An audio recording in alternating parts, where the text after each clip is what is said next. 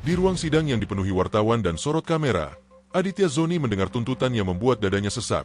Kakaknya, Amar Zoni, dituntut 9 tahun penjara dan denda ratusan juta rupiah atas kasus narkoba. Bagi publik, ini hanya lanjutan reputasi buruk seorang artis. Namun bagi Aditya, kebenarannya jauh lebih rumit, karena ia yakin kakaknya bukan bandar narkoba seperti yang dituduhkan dan ada kebenaran yang belum siap didengar publik. Hai para Sobat Channel, di sini kita membahas kisah-kisah yang sedang ramai diperbincangkan, penuh emosi dan fakta menarik di baliknya. Sebelum lanjut menonton, jangan lupa like dan subscribe agar tidak ketinggalan cerita berikutnya. Sekarang, mari kita mulai. Ruang sidang itu terasa lebih sempit dari biasanya. Bukan karena ukurannya berubah, melainkan karena suasananya dipenuhi tekanan yang hampir bisa dirasakan oleh kulit. Kamera wartawan berjajar seperti dinding kedua. Kilatan lampu sesekali menyambar, membuat wajah orang-orang di dalam ruangan tampak pucat dan tegang. Aku duduk di kursi pengunjung, beberapa baris dari meja terdakwa. Di sana, kakakku duduk dengan pakaian sederhana yang sudah beberapa kali kulihat selama proses persidangan ini berlangsung. Rambutnya sedikit lebih pendek dari biasanya. Wajahnya terlihat lebih kurus, tetapi sorot matanya masih sama seperti yang kukenal sejak kecil. Tenang, terlalu tenang untuk seseorang yang sedang menunggu tuntutan hukuman. Aku menatap punggungnya cukup lama. Sebagai adik, aku tahu ada sesuatu yang disembunyikan di balik ketenangan itu. Amar selalu seperti itu sejak dulu. Ia jarang menunjukkan ketakutan di depan orang lain. Bahkan saat keadaan tidak baik, hakim mempersilakan jaksa penuntut umum untuk membacakan tuntutan. Suara kursi bergeser pelan di seluruh ruangan. Beberapa wartawan langsung menyiapkan alat rekam. Aku menarik napas panjang. Sejujurnya, aku sudah mencoba mempersiapkan diri untuk kemungkinan terburuk. Sejak kasus ini mencuat, opini publik sudah terbentuk begitu cepat. Banyak orang menilai kakakku bahkan sebelum proses hukum benar-benar selesai. Bagi mereka, cerita ini sederhana. Seorang artis yang kembali terjerat narkoba. Seorang residivis yang dianggap tidak pernah belajar dari kesalahan. Namun bagiku, ceritanya tidak pernah sesederhana itu. Jaksa mulai membaca dokumen tuntutan dengan suara datar dan formal. Kalimat demi kalimat terdengar seperti daftar panjang yang disusun rapi. Penjelasan tentang barang bukti, kronologi penangkapan, keterangan saksi. Aku mendengarkan semuanya sambil menahan perasaan yang semakin berat. Beberapa bagian sudah sangat familiar, karena sudah dibahas dalam sidang sebelumnya. Namun ada sesuatu yang berbeda hari itu. Hari itu adalah hari ketika semuanya akan mencapai satu titik yang menentukan. Tuntutan. Kata itu saja sudah cukup membuat jantungku berdetak lebih cepat. Aku melirik ke arah Amar. Ia duduk tegak tanpa banyak bergerak. Kedua tangannya berada di atas meja. Sesekali ia menunduk sebentar, lalu kembali menatap ke depan. Aku mencoba membaca ekspresinya. Tetapi kakakku selalu pandai menyembunyikan perasaannya. Suara jaksa terus berjalan. Aku mulai merasakan telapak tanganku berkeringat. Di kepalaku, ingatan tentang masa kecil kami tiba-tiba muncul begitu saja. Mungkin karena otakku mencoba mencari tempat untuk melarikan diri dari situasi yang menekan ini. Aku teringat ketika kami masih kecil. Amar adalah orang yang selalu berdiri di depanku ketika aku mendapat masalah. Jika ada anak yang menggangguku di sekolah, dialah yang pertama kali datang membela. Ia tidak pernah banyak bicara, tetapi selalu bertindak. Bagiku, kakakku bukan hanya saudara. Ia adalah seseorang yang selalu berusaha melindungi keluarganya. Karena itu, setiap kali aku mendengar orang menyebutnya bandar narkoba atau pelaku kejahatan besar, ada sesuatu dalam diriku yang menolak percaya begitu saja. Bukan berarti aku menutup mata terhadap kesalahannya. Amar pernah jatuh. Ia pernah membuat keputusan yang buruk, namun ada garis besar yang menurutku tidak pernah ia lewati. Dan garis itu adalah menjadi bagian dari jaringan besar seperti yang banyak orang tuduhkan. Suara jaksa tiba-tiba terdengar lebih tegas. Beberapa wartawan langsung mengangkat kepala mereka. Aku tahu bagian yang paling penting akan segera dibacakan. Ruangan itu tiba-tiba terasa sunyi. Bahkan suara napas orang-orang di sekitar terdengar lebih jelas dari biasanya. Lalu kalimat itu akhirnya keluar. Jaksa menyatakan bahwa terdakwa, Amar Zoni, dituntut hukuman penjara selama 9 tahun. Selain itu, Terdakwa juga dituntut membayar denda sebesar 500 juta rupiah. Jika denda tersebut tidak dibayarkan, maka akan diganti dengan hukuman kurungan tambahan. Kalimat itu terdengar seperti palu yang menghantam kepalaku. 9 tahun. Untuk sesaat aku bahkan tidak yakin apakah aku mendengarnya dengan benar. Aku menatap ke arah Ammar dengan cepat. Ia tetap duduk di tempatnya. Tidak ada gerakan tiba-tiba. Tidak ada protes. Hanya satu napas panjang yang keluar dari dadanya. Namun aku melihat sesuatu yang sangat kecil.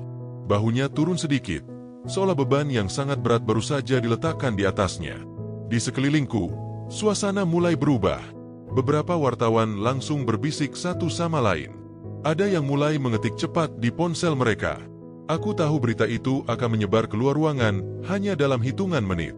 9 tahun. Angka itu terus berputar di kepalaku. Aku mencoba menghitungnya secara sederhana. Jika hukuman itu benar-benar dijalankan, berarti hampir 1 dekade kehidupan kakakku akan dihabiskan di balik tembok penjara. Hampir 1 dekade. Dadaku terasa sesak. Aku menunduk sebentar, mencoba mengendalikan emosiku. Namun di saat yang sama, sebuah pertanyaan terus muncul di pikiranku. Mengapa tuntutannya seberat itu? Selama proses sidang berlangsung, aku mengikuti hampir setiap detail yang dipaparkan. Aku mendengarkan kesaksian, melihat barang bukti, dan memperhatikan setiap perdebatan antara jaksa dan tim pengacara. Karena itu aku tahu satu hal. Ada bagian dari cerita ini yang terasa tidak lengkap. Seolah ada potongan yang sengaja hilang dari gambaran besar. Aku kembali menatap kakakku. Ia akhirnya menoleh sedikit ke arah kursi pengunjung. Tatapan kami bertemu hanya beberapa detik. Namun dalam detik yang sangat singkat itu, aku merasa seperti mendengar sesuatu tanpa kata-kata. Ammar tidak terlihat marah. Ia juga tidak terlihat putus asa. Yang kulihat justru sesuatu yang lebih rumit. Seperti seseorang yang sudah menerima bahwa badai besar akan datang, tetapi memilih berdiri diam di tempatnya. Sidang akhirnya ditutup sementara setelah pembacaan tuntutan selesai. Hakim memberikan kesempatan bagi tim pengacara untuk menyiapkan pembelaan pada sidang berikutnya. Palu diketuk. Suara itu memecah ketegangan di ruangan. Dalam hitungan detik, suasana berubah menjadi kacau. Wartawan mulai berdiri dan bergerak cepat. Beberapa dari mereka langsung mendekati area pengunjung. Aku sudah tahu apa yang akan terjadi. Begitu aku melangkah keluar dari ruang sidang, beberapa mikrofon langsung diarahkan ke wajahku. Pertanyaan datang bertubi-tubi. Bagaimana tanggapan Anda terhadap tuntutan tersebut? Apakah keluarga merasa hukuman itu terlalu berat? Apakah benar Ammar Zoni adalah bagian dari jaringan narkoba? Suara mereka bercampur menjadi satu. Aku mencoba tetap tenang, tetapi jujur saja kepalaku masih dipenuhi oleh satu kalimat yang sama. 9 tahun. Salah satu wartawan mengulang pertanyaannya dengan nada lebih keras. Aditya, apakah keluarga menerima tuntutan ini? Aku menatap mereka semua.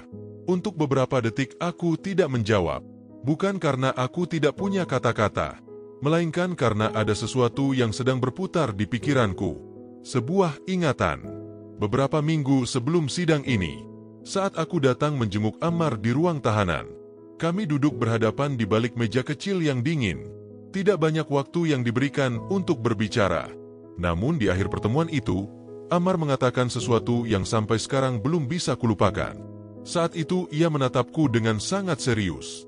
Lalu ia berkata pelan, "Adit, apapun yang terjadi nanti, ingat satu hal." Aku mengerutkan kening.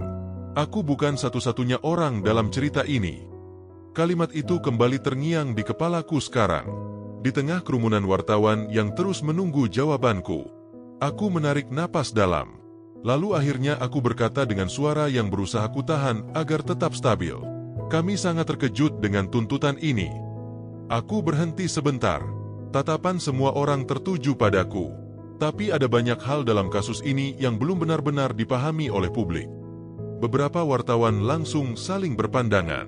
Mereka tahu kalimat itu bukan jawaban biasa.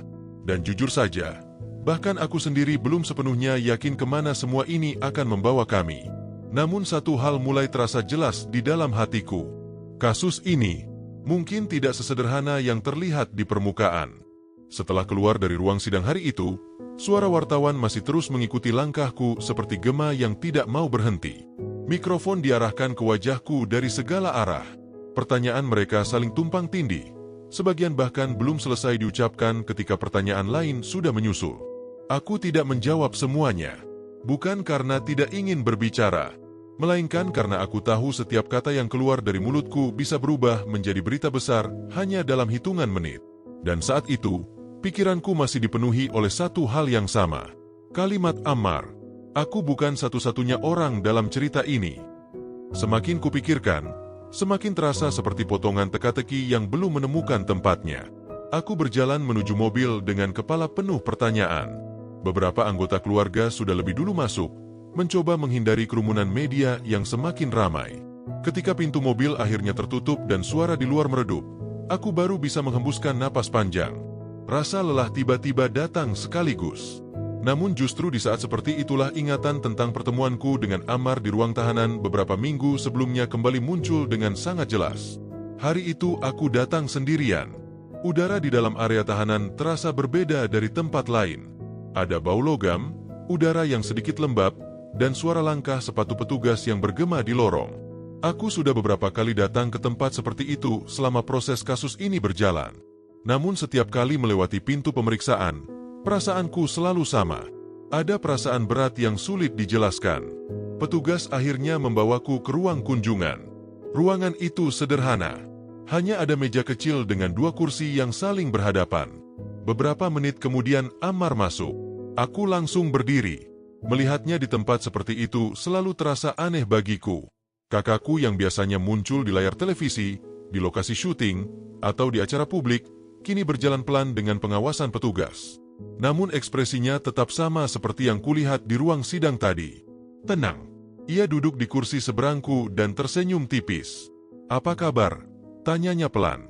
Pertanyaan sederhana itu justru membuat dadaku terasa semakin berat. Aku mengangguk. "Baik. Kamu sendiri gimana?" Ammar mengangkat bahu sedikit. "Ya begini." Jawaban itu singkat, tetapi aku tahu di baliknya ada banyak hal yang tidak diucapkan. Kami berbicara tentang beberapa hal ringan terlebih dahulu. Tentang keluarga. Tentang ibu yang masih sering menanyakan keadaannya. Tentang pekerjaan yang sementara harus berhenti.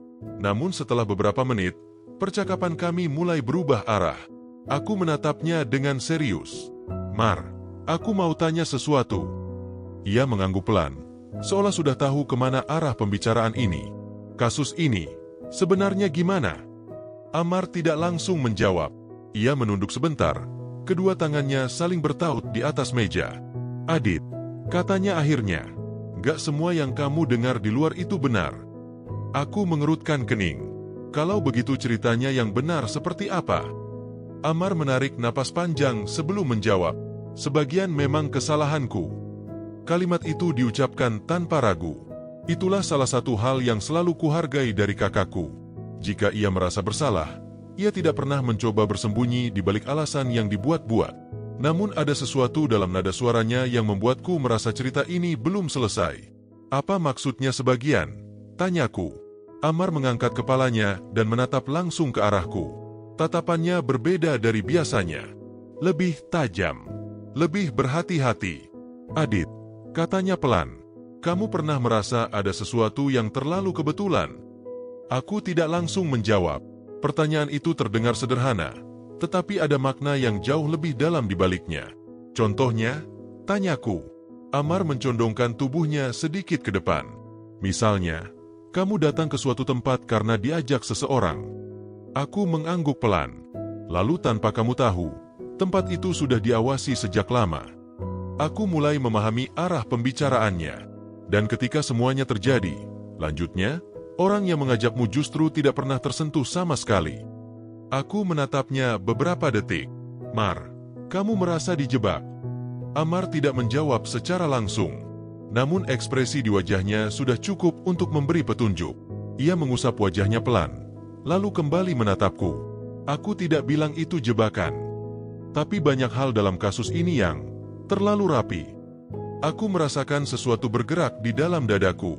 Jika apa yang ia katakan benar, berarti cerita yang selama ini beredar di luar mungkin hanya sebagian kecil dari keseluruhan peristiwa.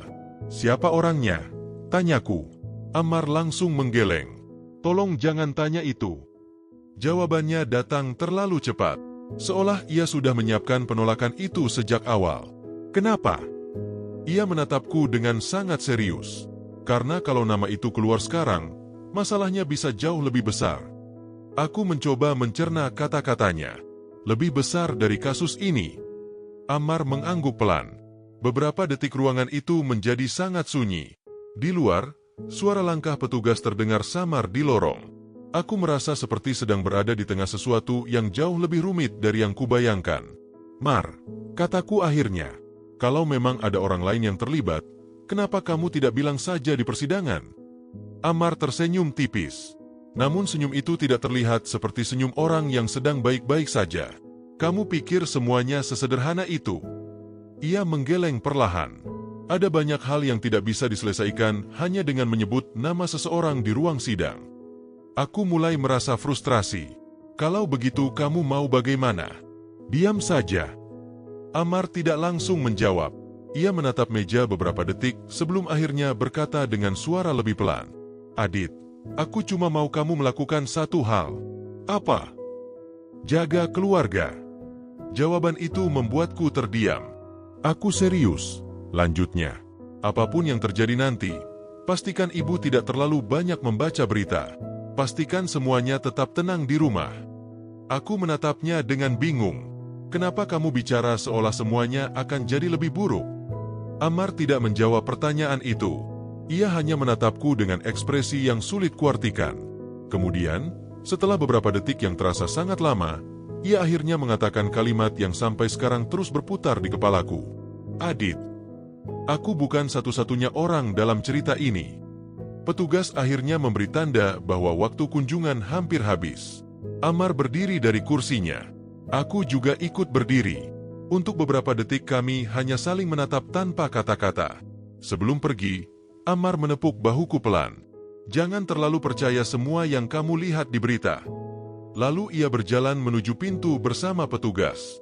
Aku berdiri di tempatku sampai pintu itu tertutup. Dan sejak hari itu, ada satu pertanyaan yang terus mengganggu pikiranku. Jika benar ada orang lain dalam cerita ini, mengapa sampai sekarang tidak ada satupun yang menyebut namanya? Mobil yang kutumpangi akhirnya berhenti di depan rumah. Aku tersadar dari ingatan itu ketika pintu dibuka oleh salah satu anggota keluarga. Namun sebelum aku keluar, ponselku tiba-tiba bergetar. Sebuah pesan masuk dari nomor yang tidak kukenal. Aku membuka pesan itu dengan rasa penasaran. Isinya hanya satu kalimat. Sangat singkat, namun cukup untuk membuat jantungku berdetak lebih cepat. Berhenti bicara soal kasus Ammar. Aku membaca kalimat itu sekali lagi. Tidak ada nama pengirim. Tidak ada penjelasan. Hanya satu pesan yang terasa seperti peringatan. Untuk pertama kalinya sejak kasus ini dimulai, aku mulai merasa bahwa kata-kata Ammar mungkin bukan sekadar kecurigaan. Mungkin memang ada seseorang yang sangat ingin kisah ini tetap terlihat sederhana di mata publik. Beberapa jam setelah pesan singkat itu muncul di ponselku, aku masih belum bisa memutuskan bagaimana harus menanggapinya. Nomor pengirimnya tidak dikenal. Tidak ada foto profil. Tidak ada identitas. Hanya rangkaian angka yang terasa asing. Namun yang membuat pikiranku terus berputar bukanlah siapa yang mengirimnya, melainkan satu hal yang jauh lebih mengganggu. Bagaimana orang itu tahu aku sedang mulai mempertanyakan kasus ini? Aku duduk di ruang keluarga dengan televisi yang menyala tanpa suara. Layar menampilkan potongan berita yang sama sejak siang tadi. Foto Ammar muncul di berbagai kanal berita. Judul-judul besar terus bergulir di layar. Sebagian besar menggunakan kata yang sama. Residivis. Artis yang kembali terjerat. Ancaman hukuman berat. Aku memperhatikan cara berita itu disusun. Sebagai seseorang yang berada di dalam cerita ini, aku bisa merasakan bagaimana narasi publik mulai terbentuk.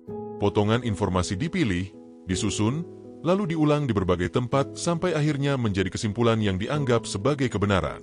Itulah cara opini publik bekerja. Dan jujur saja, dalam kasus seperti ini, jarang ada ruang bagi cerita yang lebih rumit. Aku mengambil ponselku lagi dan membuka pesan yang tadi masuk. Berhenti bicara soal kasus Ammar. Kalimatnya sangat sederhana. Namun jika dipikirkan lebih dalam, pesan itu menyiratkan satu hal yang cukup jelas. Seseorang merasa terganggu oleh kemungkinan aku berbicara. Pertanyaannya adalah, siapa? Malam itu aku hampir tidak tidur. Bukan karena takut, melainkan karena terlalu banyak hal yang mulai terasa tidak masuk akal. Aku kembali memutar ingatan tentang pertemuanku dengan Ammar di ruang tahanan. Setiap kalimat yang ia ucapkan mulai terasa seperti petunjuk yang belum sepenuhnya kupahami. Ada sesuatu yang terlalu rapi. Aku bukan satu-satunya orang dalam cerita ini. Kalimat-kalimat itu tidak pernah terdengar seperti pembelaan kosong. Justru sebaliknya, terdengar seperti seseorang yang mencoba mengatakan sesuatu tanpa benar-benar mengatakannya. Keesokan harinya, aku bangun lebih pagi dari biasanya. Di luar rumah sudah ada beberapa wartawan yang menunggu sejak subuh. Kamera mereka mengarah ke pagar seperti penjaga yang tidak pernah pergi. Kasus ini sudah menjadi konsumsi publik, dan setiap orang ingin mendapatkan potongan cerita terbaru. Aku keluar rumah sekitar pukul 9 pagi untuk bertemu dengan tim pengacara Ammar. Kami sepakat bertemu di sebuah kantor kecil yang biasanya digunakan untuk diskusi sebelum sidang. Ketika aku sampai, dua orang pengacara sudah menunggu di ruang pertemuan. Di atas meja ada beberapa berkas yang tersusun rapi. Aku duduk di kursi depan mereka. "Bagaimana menurut kalian tentang tuntutan kemarin?" tanyaku langsung. Salah satu dari mereka menarik napas panjang. "Terus terang, kami juga cukup terkejut." "Kenapa?" "Karena tuntutannya cukup berat jika melihat keseluruhan proses persidangan." Aku memperhatikan cara mereka berbicara. Nada suaranya hati-hati, seperti orang yang mencoba memilih kata dengan sangat teliti. "Apakah ada kemungkinan hukuman itu berubah nanti?" tanyaku lagi. Pengacara itu mengangguk. "Tentu saja masih ada kemungkinan. Hakim yang akan memutuskan pada akhirnya." Aku mengangguk pelan. Namun ada satu hal yang sebenarnya ingin kutanyakan sejak awal. Menurut kalian, apakah ada kemungkinan orang lain terlibat dalam kasus ini? Pertanyaan itu membuat suasana di ruangan berubah sedikit. Kedua pengacara itu saling berpandangan sebentar. Salah satu dari mereka akhirnya menjawab, "Kenapa kamu menanyakan itu?" Aku tidak langsung menjelaskan semuanya. Aku hanya mencoba memahami keseluruhan cerita. Pengacara itu menatapku beberapa detik sebelum akhirnya berkata dengan suara lebih pelan, "Dalam kasus seperti ini, kemungkinan itu selalu ada." Jawaban itu tidak benar-benar memberi kepastian, namun cukup untuk membuat pikiranku semakin aktif. Setelah pertemuan itu selesai, aku kembali ke rumah. Di depan pagar, wartawan masih menunggu. Begitu aku keluar dari mobil, beberapa mikrofon langsung diarahkan ke wajahku. "Aditya, bagaimana tanggapan keluarga setelah tuntutan kemarin? Apakah keluarga akan mengajukan pembelaan tambahan? Apakah benar Ammar Zoni terlibat jaringan narkoba?" Pertanyaan terakhir itu membuatku berhenti melangkah. Aku menatap wartawan yang mengajukannya. Selama beberapa hari terakhir, aku mencoba menahan diri untuk tidak terlalu banyak berbicara. Namun ada sesuatu dalam diriku yang mulai merasa cukup. Aku menatap kamera yang mengarah kepadaku. "Kakak saya bukan bandar narkoba." Kalimat itu keluar begitu saja. Beberapa wartawan langsung saling berpandangan. Mereka tahu pernyataan seperti itu bisa menjadi berita besar. Aku melanjutkan dengan nada yang lebih tegas.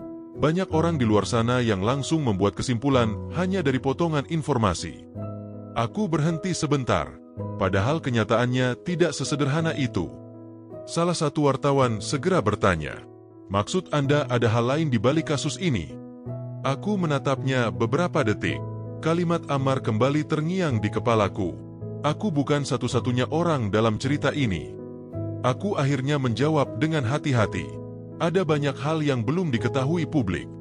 Suasana langsung menjadi lebih tegang. Para wartawan mulai saling mendekat. "Apakah Anda mengatakan ada pihak lain yang terlibat?" Aku tidak langsung menjawab. Namun ekspresiku mungkin sudah memberi cukup banyak petunjuk. Hari itu pernyataanku menyebar lebih cepat dari yang kuduga.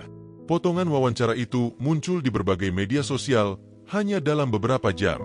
Beberapa orang mendukung, namun jauh lebih banyak yang meragukan.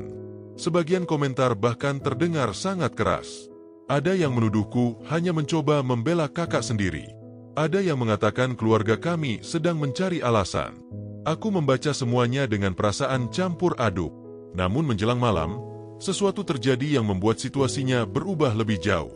Ponselku kembali bergetar. Nomor yang sama. Nomor yang kemarin mengirim pesan peringatan. Aku membuka pesan itu dengan perasaan yang sulit dijelaskan. Isinya hanya satu kalimat, lebih pendek dari pesan sebelumnya, namun jauh lebih dingin. Kamu mulai bicara terlalu banyak. Aku menatap layar ponsel beberapa detik. Sebelum aku sempat memikirkan balasan, pesan kedua langsung masuk. Kalimatnya membuat darahku terasa berhenti mengalir sejenak. Kalau kamu terus bicara, kakakmu tidak akan pernah keluar dari penjara. Pesan itu terus terngiang di kepalaku sepanjang malam. Aku membacanya berulang kali, mencoba memahami maksud di balik kalimat yang begitu singkat namun terasa seperti ancaman yang jelas. Kalau kamu terus bicara, kakakmu tidak akan pernah keluar dari penjara. Ada sesuatu dalam cara pesan itu ditulis yang membuatku yakin satu hal. Pengirimnya bukan orang yang sekadar ikut-ikutan berkomentar seperti netizen di media sosial. Nada kalimatnya terlalu dingin, terlalu percaya diri, seolah orang itu tahu persis bagaimana perkara ini berjalan. Aku duduk sendirian di ruang kerja rumah, hanya ditemani lampu meja yang menyala redup. Ponsel masih berada di tanganku. Nomor itu kembali kuperiksa. Tidak ada riwayat sebelumnya. Tidak ada identitas. Namun semakin kupikirkan, semakin terasa jelas bahwa pesan itu bukan sekadar peringatan kosong. Itu adalah cara seseorang memberitahu bahwa aku sudah melangkah terlalu jauh. Pertanyaannya sekarang hanya satu. Seberapa jauh sebenarnya aku sudah melangkah? Keesokan paginya aku memutuskan melakukan sesuatu yang selama ini kutahan.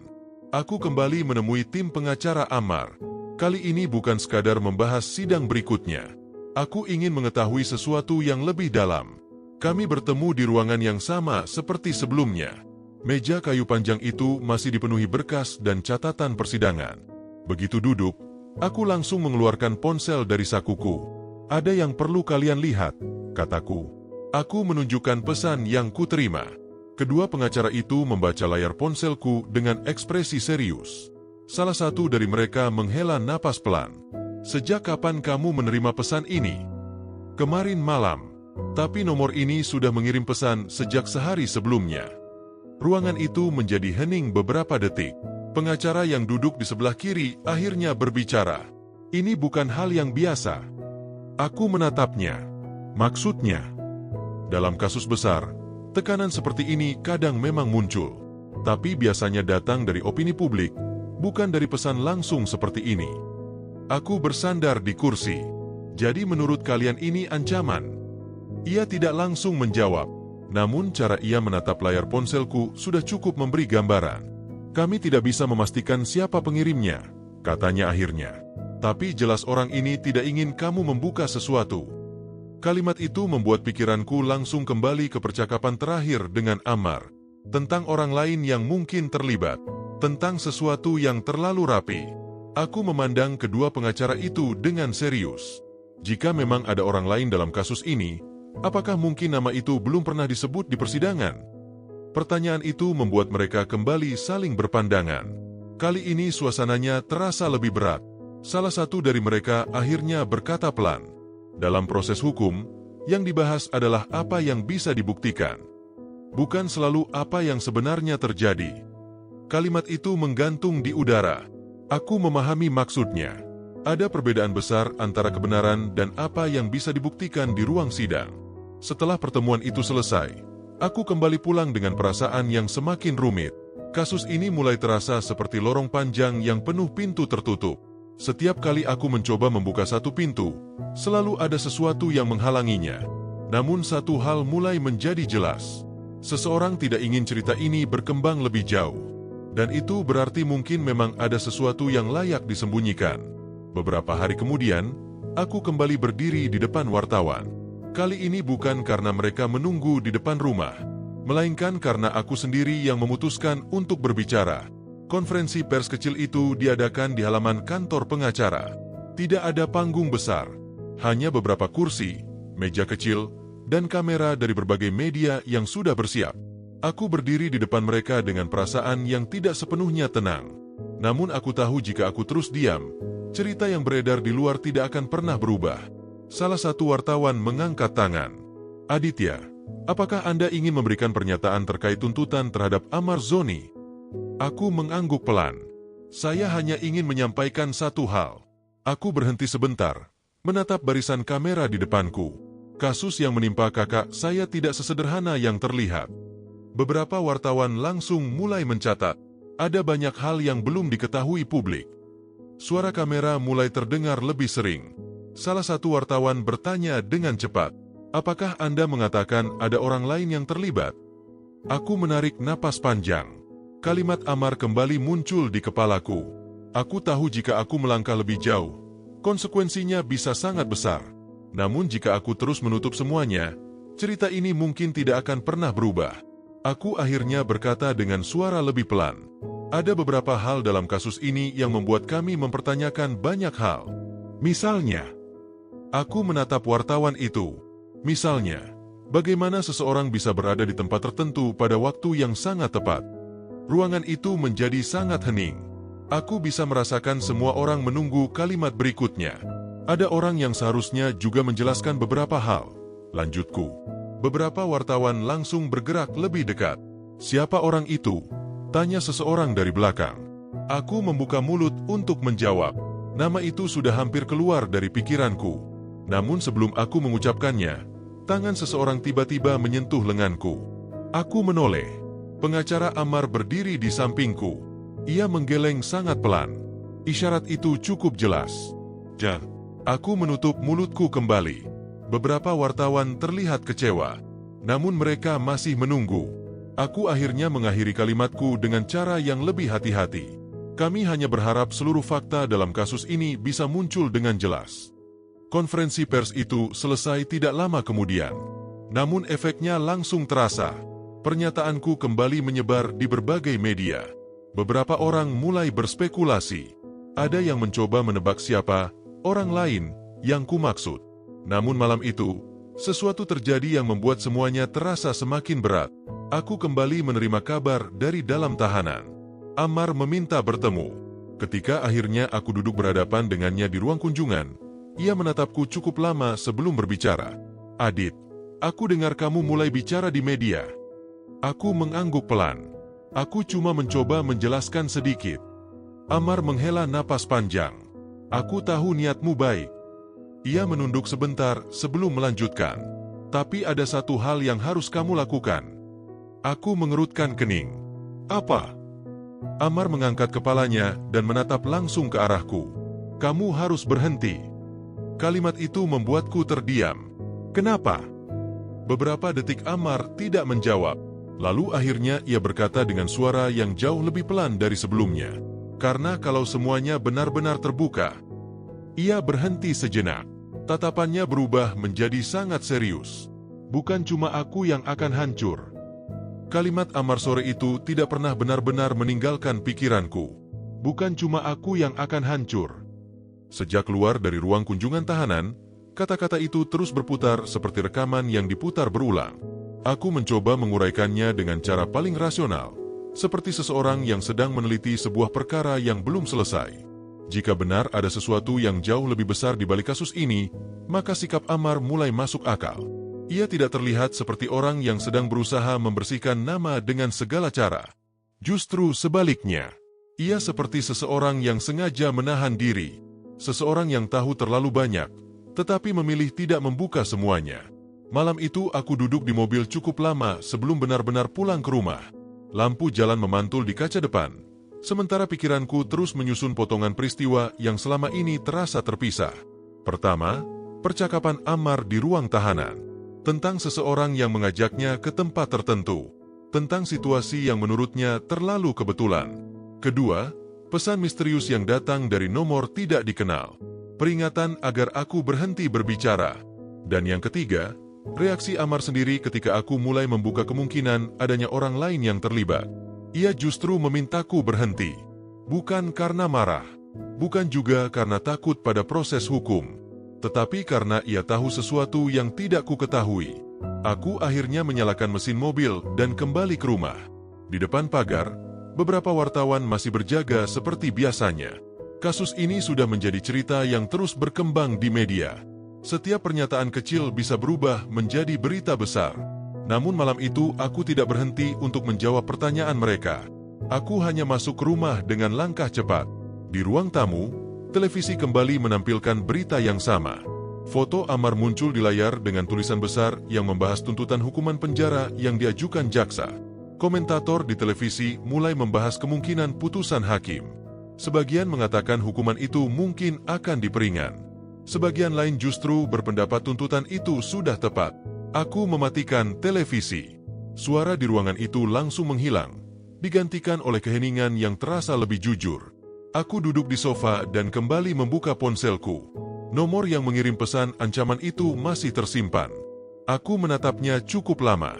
Selama beberapa hari terakhir, aku sudah mencoba melacaknya melalui beberapa cara sederhana, tetapi hasilnya selalu sama. Nomor itu seperti tidak memiliki jejak. Aku mulai menyadari satu hal. Mungkin bukan kebetulan jika semua ini terasa begitu rapi. Kasus ini dibangun dari rangkaian kejadian yang tampak jelas di permukaan. Namun semakin aku mencoba melihat lebih dalam, semakin banyak bagian yang terasa seperti potongan puzzle yang sengaja disembunyikan. Namun di tengah semua itu, satu keputusan mulai terbentuk dalam pikiranku. Aku tidak akan membuka semuanya. Bukan karena takut pada ancaman, tetapi karena aku mulai memahami alasan Ammar. Jika benar ada sesuatu yang lebih besar di balik kasus ini, membuka semuanya tanpa bukti yang kuat justru bisa menghancurkan lebih banyak orang. Dan mungkin itulah yang sedang Ammar coba hindari. Beberapa hari kemudian, aku kembali bertemu dengannya. Ruang kunjungan itu masih sama seperti sebelumnya. Meja kecil di tengah ruangan menjadi batas antara kami. Ammar duduk lebih dulu kali ini. Ketika aku masuk, ia mengangguk pelan. "Kamu kelihatan capek," katanya. Aku duduk di kursi seberangnya. Beberapa hari ini memang banyak yang terjadi. Ammar tersenyum tipis. Aku dengar. Beberapa detik kami hanya saling menatap tanpa bicara. Akhirnya aku memutuskan mengatakan sesuatu yang sudah kupikirkan sejak pertemuan terakhir. Aku tidak akan menyebut nama siapapun di media. Ammar terlihat sedikit terkejut. "Kenapa?" Aku mengangkat bahu pelan. "Karena aku mulai mengerti kenapa kamu memilih diam." Ammar menatapku dengan serius. "Dan kamu tidak penasaran?" "Tentu saja penasaran." Aku berhenti sebentar sebelum melanjutkan. Tapi ada perbedaan antara mencari kebenaran dan menghancurkan semuanya sekaligus. Untuk pertama kalinya sejak percakapan ini dimulai, ekspresi Ammar terlihat sedikit lega. Ia menunduk sebentar sebelum berkata pelan, "Adit, ada banyak hal di dunia ini yang tidak pernah benar-benar muncul ke permukaan." Aku mengangguk. Aku mulai sadar. Beberapa detik kemudian Ammar kembali menatapku. "Apapun yang terjadi nanti, jangan biarkan kasus ini menghancurkan hidupmu juga." Aku tersenyum kecil. "Tenang saja. Kami tidak membahas nama siapapun hari itu. Tidak ada pengakuan besar. Tidak ada rahasia yang benar-benar dibuka. Namun justru disitulah aku merasa mulai memahami keseluruhan cerita. Kasus ini mungkin akan terus berjalan sesuai jalur hukum yang sudah ada. Hakim akan memutuskan. Publik akan terus berpendapat. Media akan tetap memberitakan. Namun di balik semua itu, ada lapisan lain dari cerita yang mungkin tidak pernah benar-benar diketahui orang luar. Ketika waktu kunjungan hampir habis, Ammar berdiri dari kursinya. Aku juga ikut berdiri. Sebelum pergi, ia menepuk bahuku seperti yang pernah ia lakukan dulu ketika kami masih kecil. "Jaga keluarga," katanya. Aku mengangguk. "Aku akan selalu ada." Petugas kemudian membawanya keluar dari ruangan. Aku berdiri di tempatku sampai pintu itu tertutup.